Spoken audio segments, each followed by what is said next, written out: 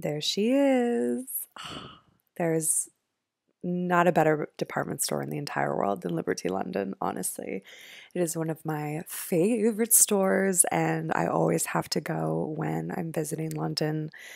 But that is not what this video is about. Unfortunately, we're just going to take a little peek in the windows. We're actually going to take you to some of my favorite London galleries, and it is Frieze Week, or what would have been Frieze Week. Frieze London normally takes place this time of year, but obviously because of COVID, plans have changed, and thankfully galleries have still put on a really great round of exhibitions, and they have really special viewing rooms set up for some of the works that would have been in their booths. So if we can't have the fair, we might as well have the next best thing. And today we're going to go to some gorgeous old school London galleries, some of the most beautiful architecture you're going to see from Gallery Thaddaeus Ropac and Galerie Max Hetzler. David Zwirner has a beautiful space. Yeah, I just can't wait to take you along for the ride to see all these great shows. But most importantly, we are going to start at one of my favorite restaurants, which is Dishoom. There are quite a few all across London and I believe other parts of the UK, such as Edinburgh. But this one in particular I love because it's right next to Liberty, so I can always take a peek in the windows. But yeah, I think it's the best way to start the day with a vegan sausage and egg naan roll, and it'll give us all the energy to see some great art.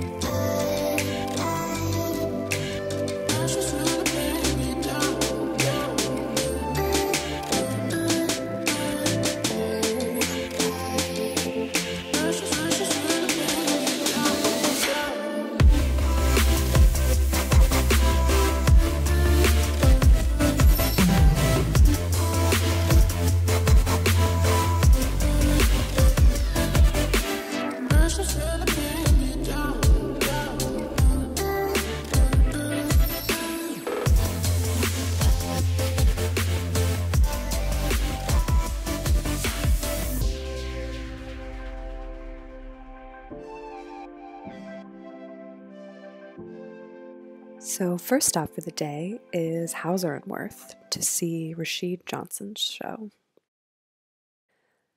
So this exhibition opened during the beginning of what would have been Frieze London, October 6th, and it's actually running through December 23rd, which is fantastic. So you have plenty of time to see the show if you're living in the London area. Now, these red paintings are so complementary to Johnson's Broken Men and Broken Crowd series, and these are capturing what he dubs anxious men. And these are paintings that he created, during the pandemic, during quarantine, and it's oil paint on linen, and you can really see how he's capturing the identity of a person who's really going through turmoil and anxiety and experiencing the shift of social realities. And it's really powerful, and I think something we can all identify with right now. The exhibition extends to a second part of the Hauser Wirth space, and these works are more similar to Rashid Johnson's exhibition earlier this year in Hauser Wirth in New York. And you see these amazing, almost painting sculptures. They're sort of a hybrid, and they have, ceramic glazed tile that Johnson creates in his studio, as well as wood and brass and oyster and spray paint. I mean, there's all kinds of items that make up these works. And these are part of Johnson's Broken Men and Broken Crowd series, which is a key theme, really. I'm sure you're probably starting to notice throughout all of Johnson's works, which is really capturing, the complexity of the human condition and how as individuals we sort of negotiate these really strenuous and stressful spaces that we're put into, particularly in Johnson's case as, a Black man.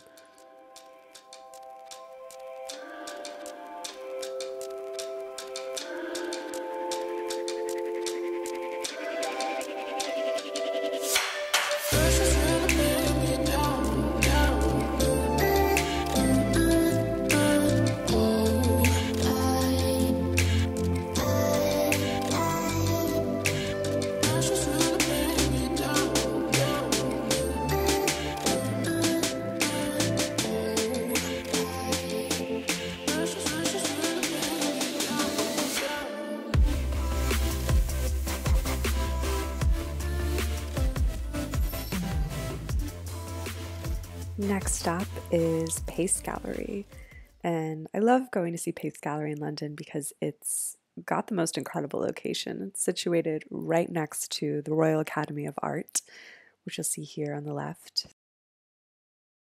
This is Trevor Piglin's exhibit at Pace Gallery called Octopus, which doesn't actually give a lot of insight into what this exhibition is about, but you might notice there's a lot of cameras everywhere.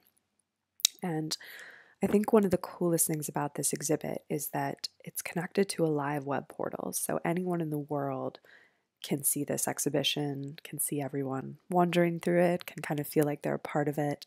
It's part of his play on, how we deal with having exhibitions that people feel connected to, during this time of COVID. Some of the objects in the exhibit might seem a little random, like the large head or flowers everywhere, but he's actually drawing a line between traditional art, vanitas, and the objects of that, such as skulls and flowers and books that were to remind us of mortality and how fragile life is. And he's drawing a line to what are the new measures of mortality? Like, what does that look like in this modern day space where we have Zoom and AI? And to answer the question, like, what does it mean to be mortal when we're essentially preserved online forever?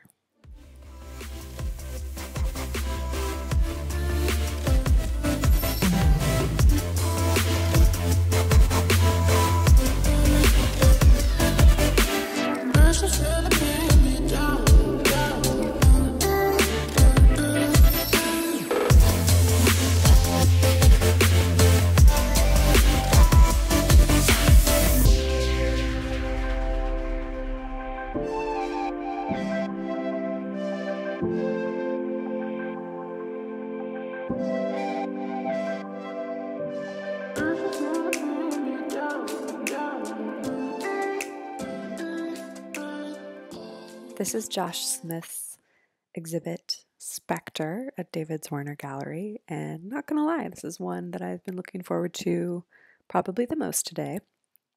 And this exhibit actually spans across their New York Upper East Side location, this London location, and then as a part of their online viewing room.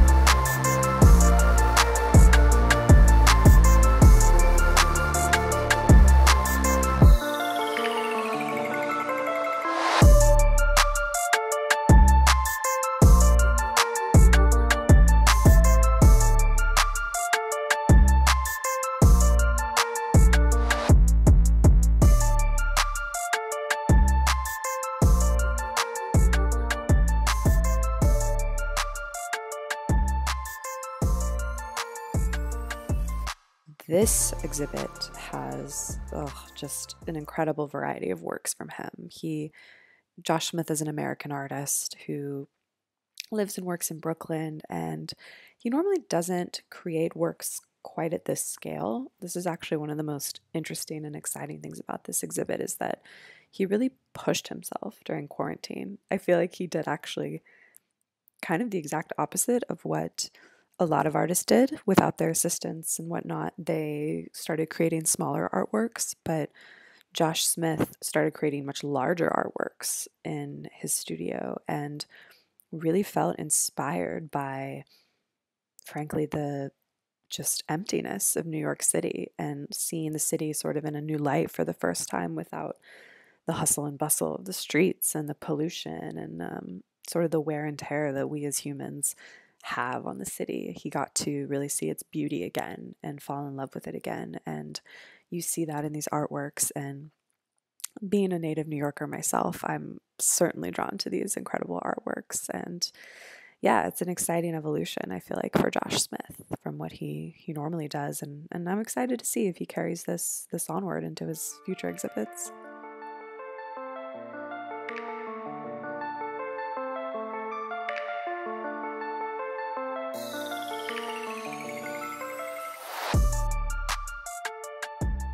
Cool. So now we're at Gallery Thaddaeus Ropac.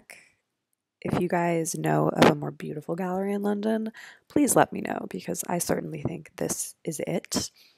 And I am checking out their group exhibit, which is called A Focus on Painting, and features works from 4 artists who each have a really unique approach to painting, starting with what we'll see here. Mandy has a perfect signature for having immersive installations. I saw her show at Lehman Maupin a few years ago, and similarly, she covers the floor and sometimes even the walls as well. No, not in this case, but she uses texts and images, and she uses them to kind of explore this constant flux of meaning and how text can be really subjective, sort of based on who's reading them and what experiences that person has had.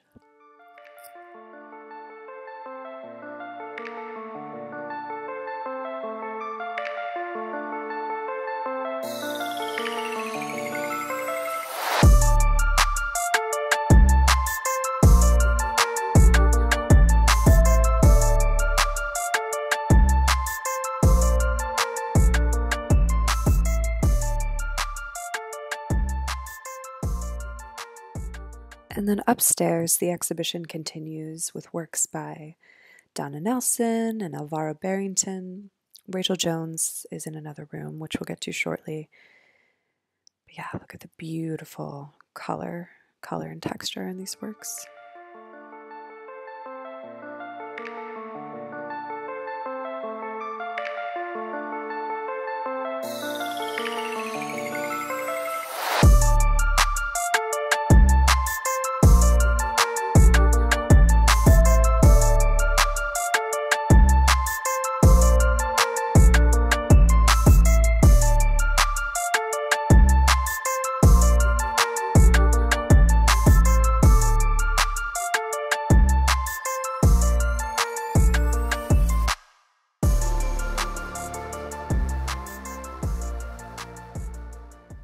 A lot of galleries have been doing in the absence of Frieze London. They've sort of set up their own little viewing rooms inside of the galleries where they show off some of the works that would have been a part of Frieze London. So here we have works by Anthony Gormley, also an Anselm Kiefer, don't kill me for these pronunciations.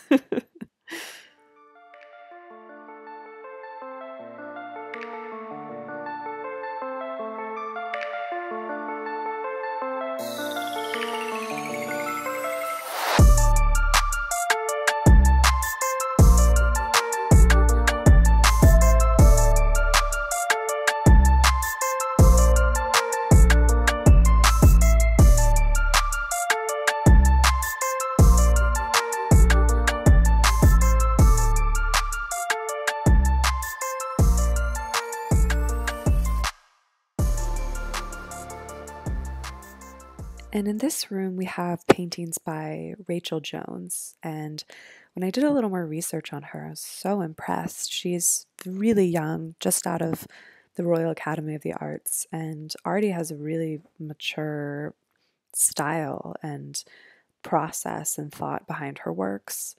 She's a young Black woman, and her work is centered around really using abstraction to convey the complexities of the Black body and how a Black person is represented, particularly Black women, and how they are multifaceted, but they're often depicted just in one particular way by society.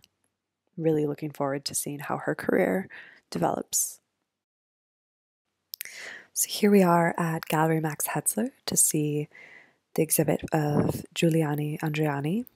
And she's an Italian artist who finds these badass women throughout history, like the African American sculptor Augusta Savage, the Italian author Elsa Morante, and even the early birth control activist Marie Stopes. And she creates their portraits in a more deserving way than, frankly, they've been portrayed in history. And her goal is really to paint women as they should have been, you know, as creators, as powerhouses, and frankly, as the future.